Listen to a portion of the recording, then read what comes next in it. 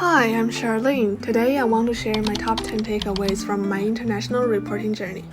First, let's talk about global fears like Thucydides' trap and MAD. The former refers to how wars often break out when a rising power threatens to replace an existing one. Mutual assured destruction meant neither superpower dared to launch a first strike because retaliation would guarantee mutual ruin. So the big question is, can China and America avoid repeating these patterns, or are we doomed to fall into the same trap? Which brings me to my second takeaway. Just like in 1972, China and America now face a common enemy, but this time it's not Russia, it's disorder, Friedman said.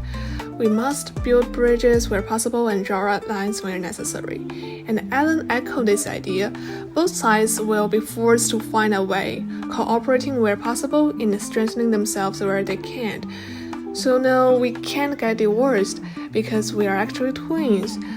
But what's missing today is even a basic level of trust and dialogue. Third, what are our bridges? I truly believe it starts with people's curiosity and the conversations that grow from it.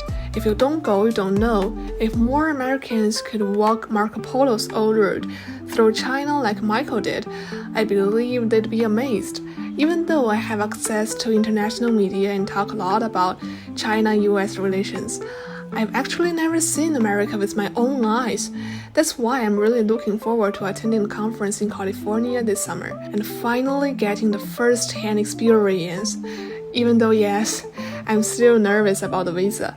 Fourth, once we get close, we naturally start to integrate culturally, because familiarity, or let's say, knowing someone or something well, reduces fear of the other, and that leads to the greater tolerance and diversity on this planet. Fifth, the growing pains both countries are going through. In America, we are seeing the disappearance of the middle class and a huge decline in manufacturing jobs. In China, it's record high youth unemployment and the end of demographic dividend.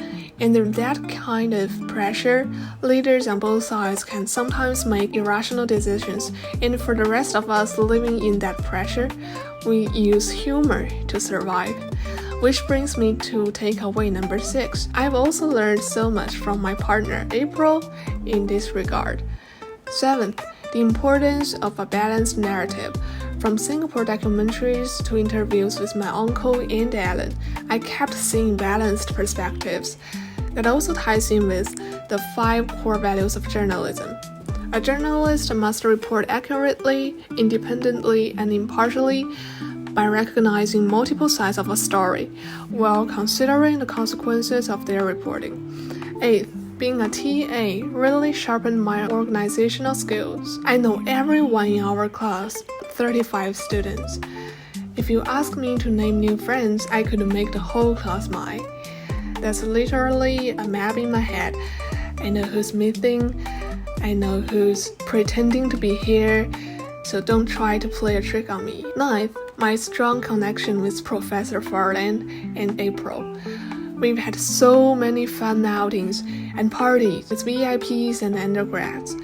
Even though we often went to America before reaching the restaurant, I'm so grateful you both made me feel at home here in Nanjing. 10th, my editing skills, and of course, magic skills.